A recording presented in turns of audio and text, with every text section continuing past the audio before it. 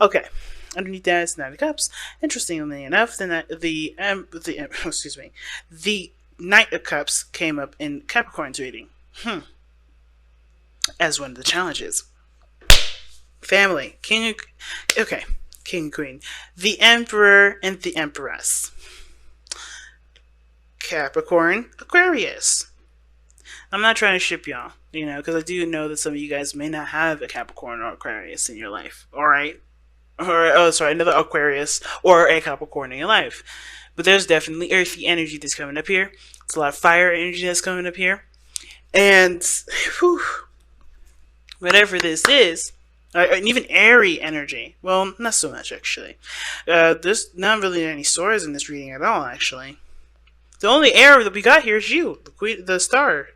So, family. This could be someone totally different. It doesn't have to be someone old and new. Knight of Cups, someone that's coming, back into your life with a cup of love wanting to offer to you. It doesn't necessarily have to be that person. Okay.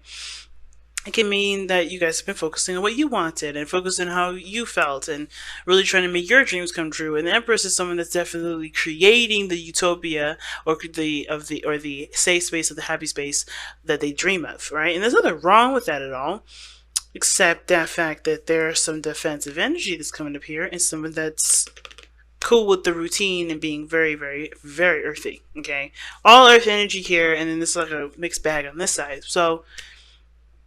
But the Emperor and the Empress energy coming up in here does talk about a divine masculine and a divine feminine, and you could be a lesbian or a gay couple and still have divine masculine and divine feminine qualities in your relationship. They're energies, not specific statements of sex or gender. Okay, so that being said, let's go ahead and jump right into it, right? The first card that we're looking at here is the Nine of Wands.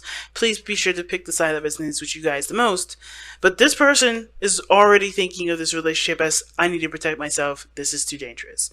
Or a little bit of, I do want this, but at the same time, I'm not quite sure. Nine of Wands also can indicate, too, that this person is not willing to back down. This person is not willing to give up on a relationship. Even though they're exhausted, they feel like they've beaten down to the ground, and they've taken a good couple swings. This person is still hanging in there. But they've also put the guard up to kind of protect them from being beat down. But that also, protection is also a prevention, okay? Sometimes we can protect things and sometimes we prevent things. And a lot of the times, protection is prevention. And unfortunately, this person is not necessarily open to things as much as they seem, even though they're not willing to give up on something. There's a really weird grid. Not grid, but a little weird placement in that. In the very middle, like they're blocking themselves off as to what they want because they've been through so much already.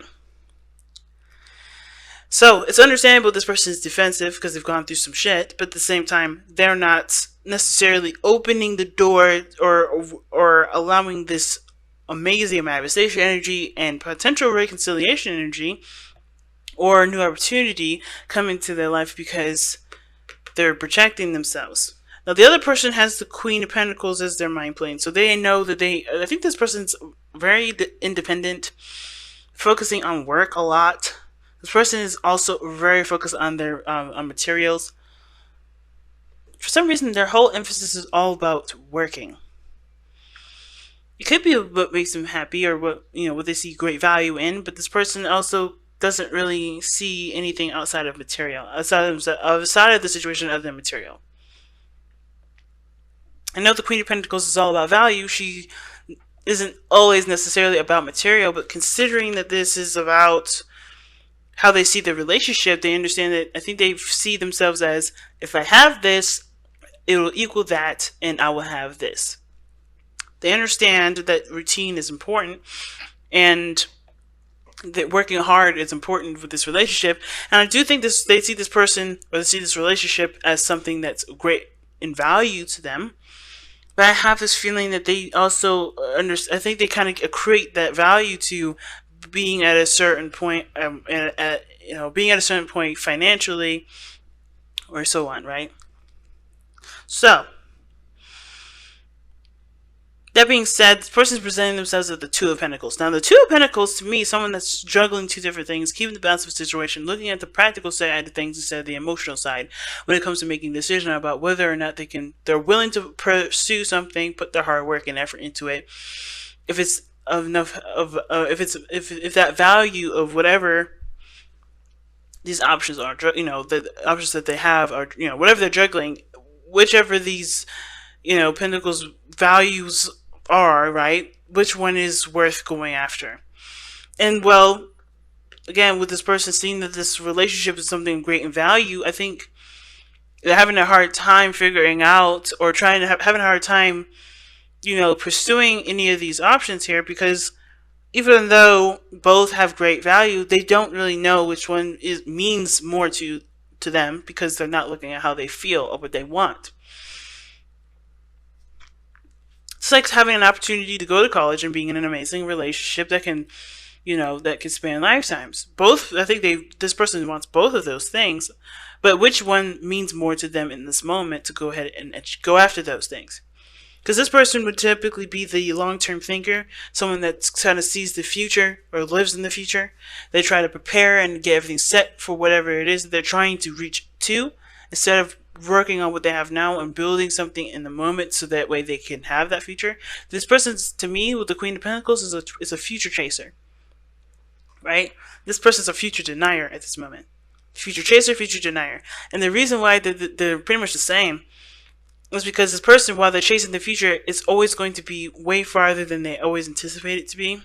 Because they're always doing something, they're doing it from a front to back view instead of from, back to front or whatever, right? They're always doing something for the later instead of doing something for the now. So they're always going to be setting themselves backwards as they're putting themselves forward. And this person is not necessarily inclined to, to embrace the future, because they're too busy worrying about what happened before and what they're not willing to tolerate now. It's really interesting.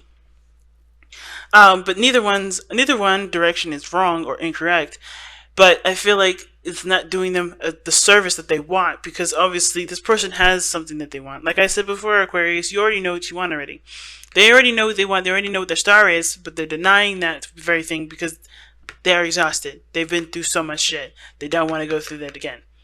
Now, this person, again, is a future tracer. They're looking at, how is this going to translate to my future? How is this going to improve in my value? And instead of looking at what they want, they're thinking of everything in a very practical sense. And I do believe that maybe it may have been because they missed an opportunity in the past, and they don't want to pass up on the opportunity because they weren't aware of its value. But they're not doing again, what they should have done in the very beginning, which is no longer looking at the situation as, what do I need to do now? Or looking at the situation from a very practical standpoint. They have to look at what they, because everything was taken care of here, period. They had to retract and look within themselves.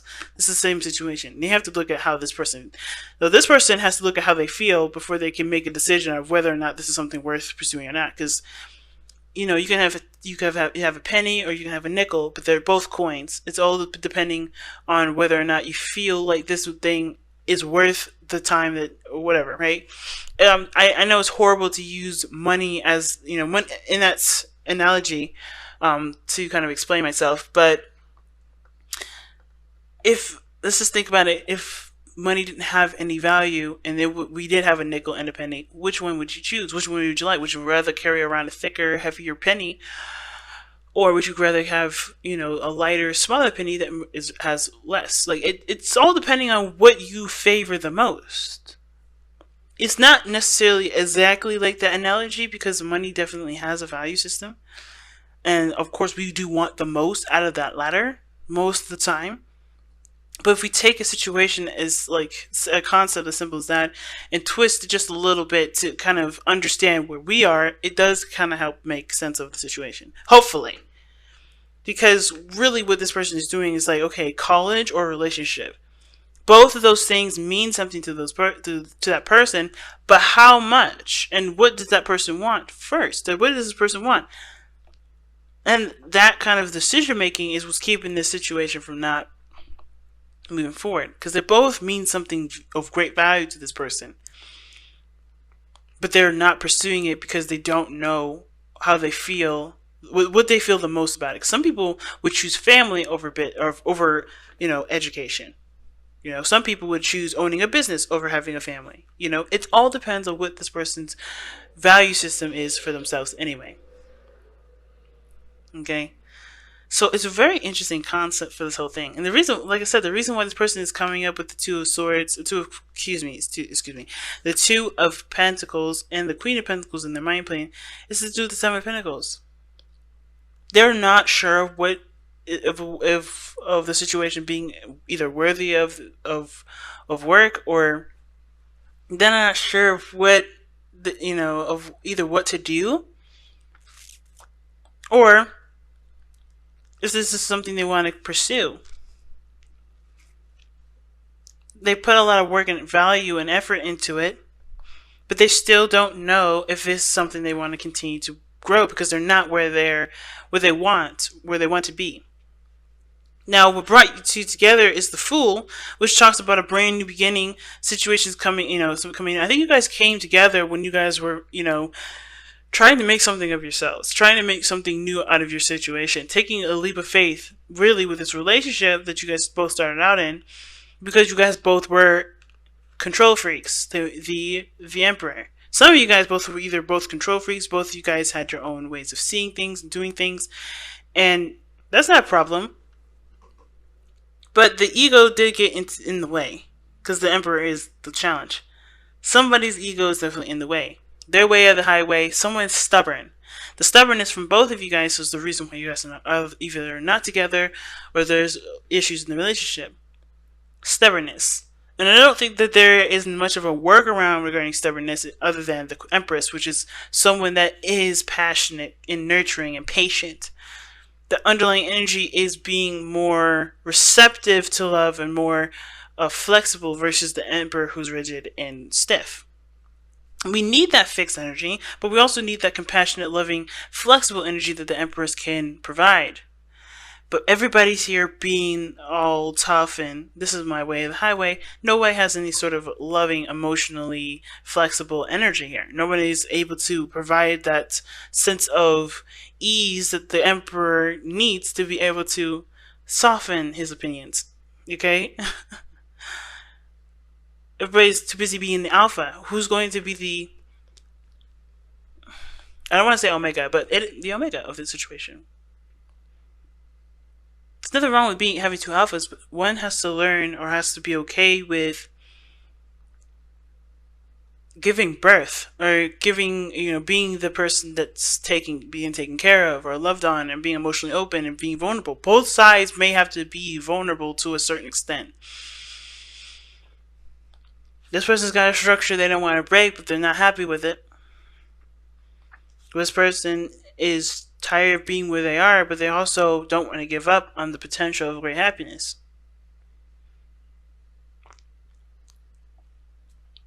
But then something's got to give. You can't have it your way and then go at her and then expect the situation to fly the other way too. It's like it's like the Two of Swords for both parties here. Both parties are holding up two swords. You can't have two contradicting energies standing in the way. It's like pushing a door against against a pool door. You can't do it. Or vice versa, pulling a door against a push door. How's that going to work?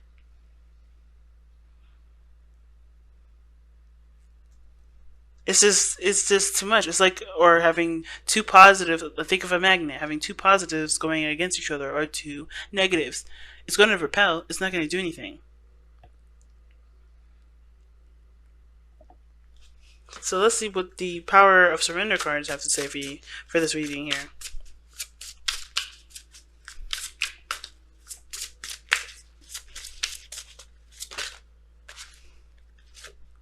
Oh my goodness. Surrender resentments. Holding on to resentments only poisons you. Try to forgive others for their shortcomings and keep moving forward toward positive situations in your life. Holy smokes. Okay. And that kind of explains a lot with this Nine of Wands person, and even with the Queen of Pentacles person. If everybody's doing their own thing, being independent because they only trust themselves to handle it, and because they don't believe that being vulnerable gets them anywhere, that's part of the reason. The ego is the problem because nobody can trust other people to do what they believe they can do themselves better than someone else. Or they have put their trust into someone in the past and that fell through. But in order for you to receive more, in order for you to have more, you have to be in a place of vulnerability, which is being open, being emotionally open. Queen, like we saw earlier, right? The High Priestess and the Queen of Swords, those are two contradicting energies. The Queen of Swords is not quite open to things. She'll listen to you, but if she don't like it, she'll cut you off in a heartbeat. The Queen of the High Priestess, in my opinion, she's open to all things. Just know if this works or if this not works. A message is a message is a message. She'll receive what she will receive. The Queen of Swords, she's like, well, I'm sifting through. I'm filtering the situation. She's not quite as open. She will cut while the High Priestess will just do nothing. That is filtering what you receive, but you know you have to be vulnerable to receive what you want. It's really weird. It's understandable. Because if you've been beaten down, or if you have had situations with stability, you're not going to necessarily be too apt to either open your door up to have someone else come in and shake all that stability up. And you're not going to be too apt about somebody coming in and wreaking havoc in your working situation that you've built for yourself. But if you want to reconnect, if you want a new opportunity in love, if you want to feel stable, if you're tired of feeling like, everything that you do, it always puts you 10 steps back, because what you really want is a relationship. You have to allow yourself to be able to receive the new love that's coming in.